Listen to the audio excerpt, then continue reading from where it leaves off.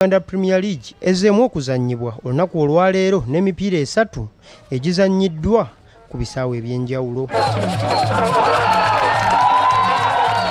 Ttiimu ya Express FC mukwano gw'abangi erumye n'ogwengulu okukuba Bull FC Ggoolo emu ku bwereere mu mupiira oguzannyiddwa ku kisaawe ekya Esaatu Memorial Stadium ewankulukuku. It has been really a great day for us, thanks to the coaches, to all the players and the fans.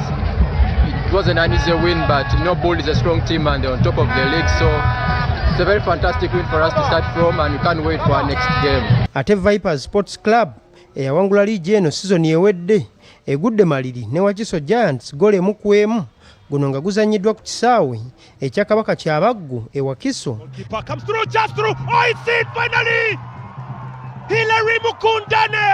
Ng'ate Gaddafi FC ekubye Bright Stars Ggoolo 3 ku bwereere.